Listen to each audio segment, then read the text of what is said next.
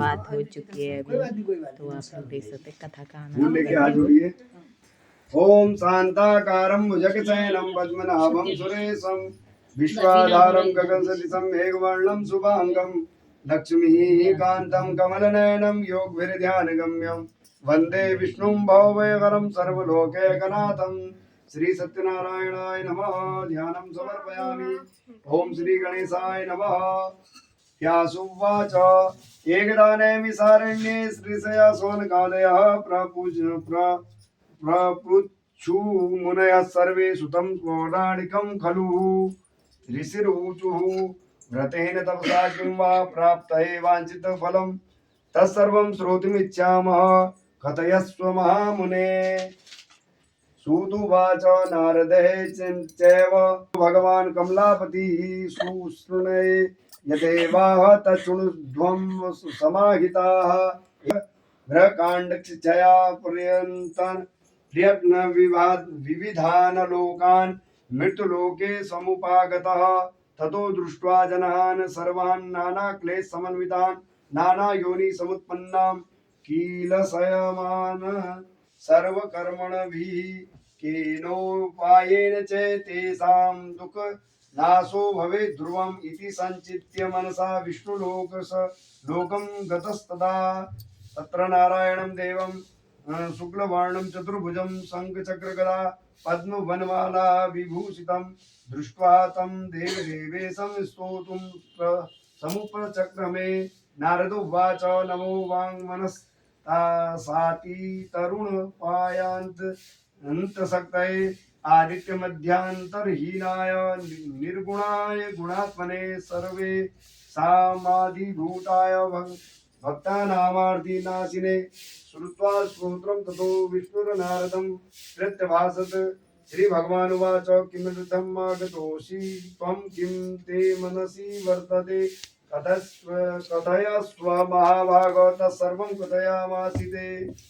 नारदोवाच मृत्युलोके जनाः सर्वे नानाक्लेशमन्विताः नानायोनि समुत्पन्नाः प्रच्युते पापकर्मभिः तत्कथं समये न लघुपायेत तत् श्रोतुमिच्छामि तत्सर्वं कृपास्ति यदि ते मयि।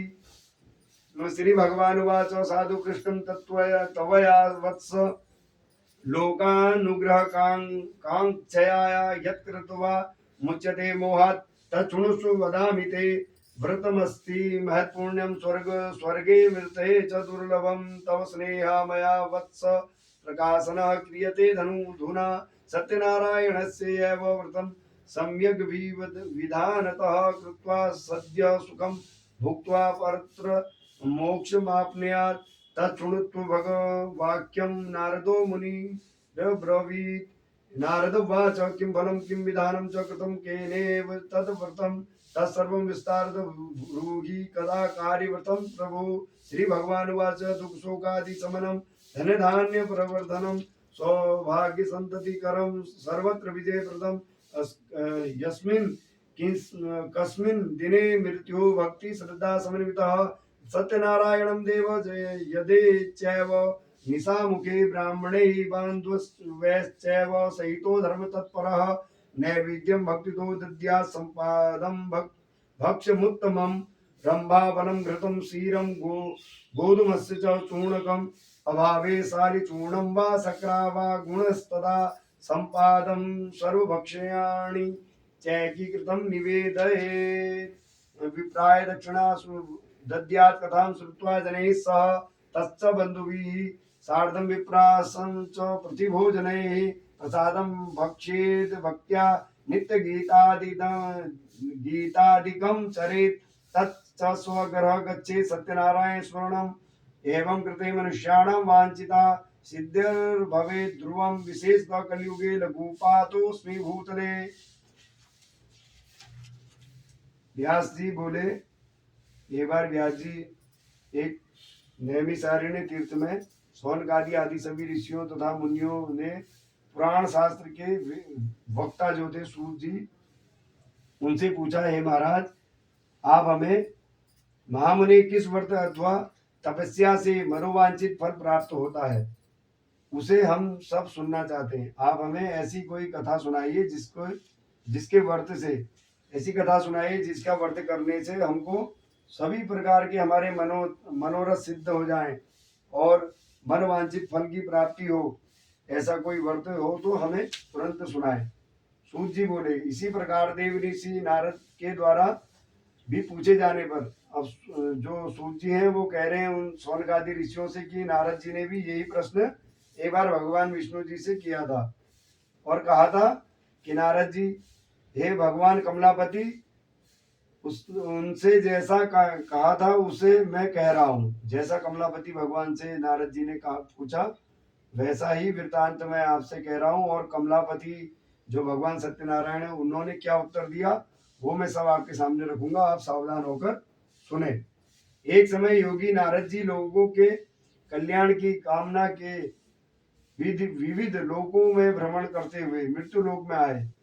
जब नारद जी अपने लोक से सभी का कल्याण चाहने के लिए सभी स्वर्ग में, वैकुंठ में, सब जगह चक्कर लगाकर वो जब मृत्यु लोक में आए तो मृत्यु लोक में उन्हें दिखा कि अपने कर्म के फल के अनुसार नाना प्रकार की योनियों में उत्पन्न सभी प्राणी, जो मृत्यु लोक में जितने भी प्राणी हैं वो अपने कर्म के फल, पुराने जन्म के जो कर्म है उसके फलों के अनुसार से वो इस योनि में, इस मनुष्य रूप में जो लोग हैं उनको नाना प्रकार की दुख है, दारिद्र है, कलह है और रोग व्याधियां हैं।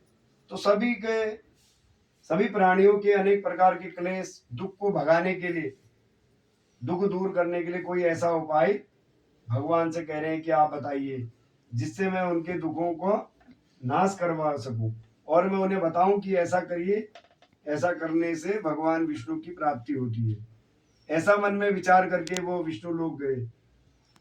नारद जी भगवान विष्णु से कह रहे हैं और यही सौनकादि ऋषि जो है सूत जी से पूछ रहे, तो सूत जी बता रहे उन्हें कि वहां जब नारद जी विष्णु लोक में गए तो वहां उन्हें 4 भुजाओं वाले शंख चक्र गदा पद्म वनमाला में विभूषित शुक्ल वर्ण भगवान नारायण के दर्शन हुए और देवादिदेव की स्तुति करने लगे।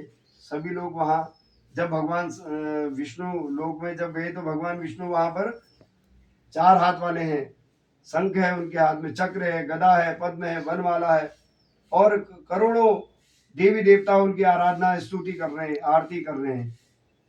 तो नारद जी उसी सभा में जाकर बोले कि हे वाणी और मन के परम स्वरूप वाले, अनंत शक्ति संपन्न, आदि मध्य और अंत के रहित, निर्गुण और समस्त सकल के जगत के कल्याण के लिए गुणों में संपन्न, स्थावर जगम मातर निखिल सृष्टि प्रपंच के कारण भूत तथा भक्तों की पीड़ा नष्ट करने वाले परमात्मा, मैं आपको नमस्कार करता हूँ और आपकी स्तुति करता हूँ। स्तुति सुनने के अंतर भगवान विष्णु नारद जी से बोले, कहो आज तुम कैसे हमारी स्तुति कर रहे हो।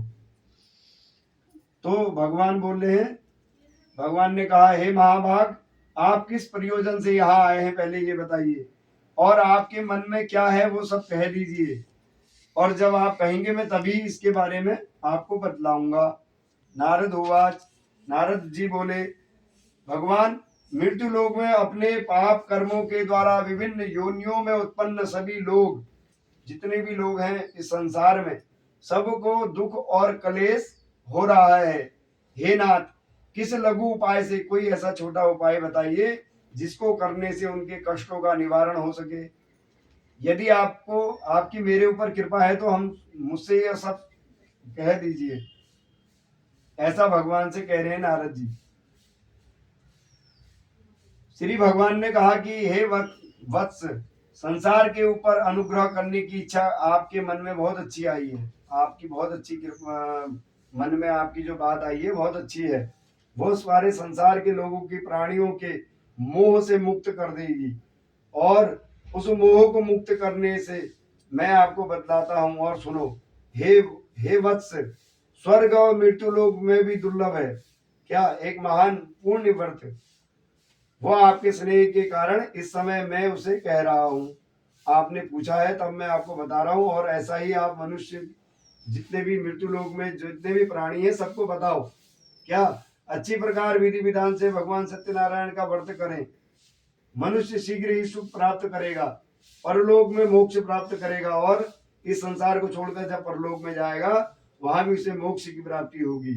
भगवान की ऐसी वाणी सुनकर नारद जी ने कहा, हे प्रभु, इस व्रत को किसने करा और इसको करने से क्या फल है, इसका विधान क्या है, इस व्रत को किसने किया और कब किया, और ये कब करना चाहिए, यह विस्तार पूर्वक हमें लाइए।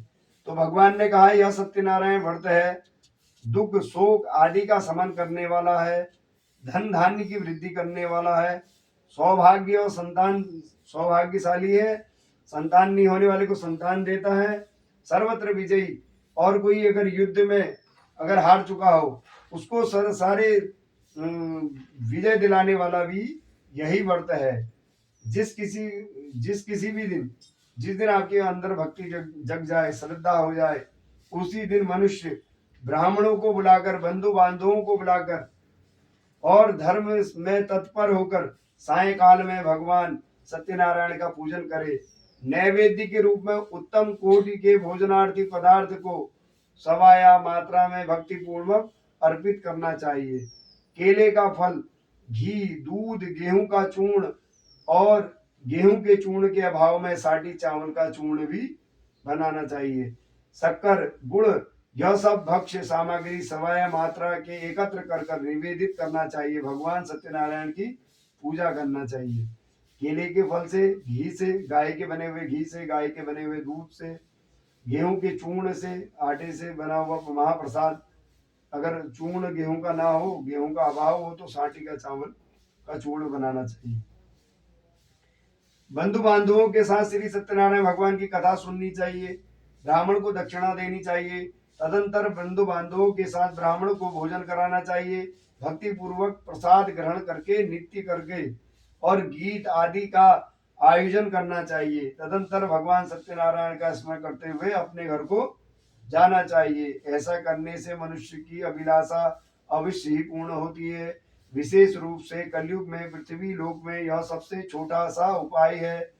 इसी प्रकार श्री स्कंद पुराणे रेवा खंडे श्री सत्यनारायण व्रत कथायां प्रथमो अध्याय। बोलिए सत्यनारायण भगवान की जय।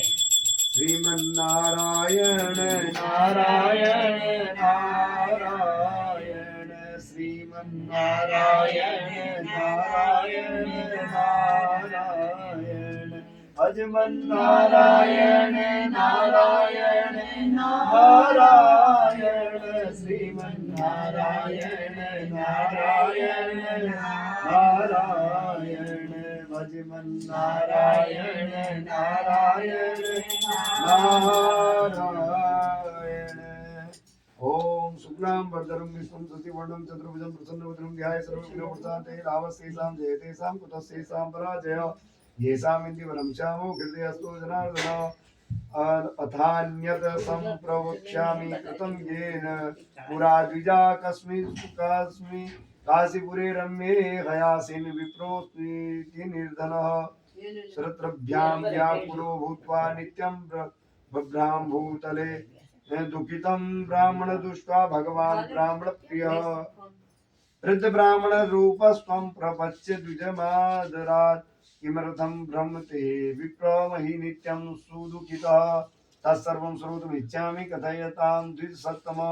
ब्राह्मण उवाच, ब्राह्मणोऽति दरिद्रोऽहं भिक्षार्थं वै भ्रमे महिम् उपायं यदि जानासि कृपया कथय प्रभो। वृद्ध ब्राह्मण उवाच, सत्यनारायण विष्णुर्वाञ्छिता फलप्रदः, तस्य त्वं पूजनं विप्र कुरुस्त्वं व्रतमुत्तमं।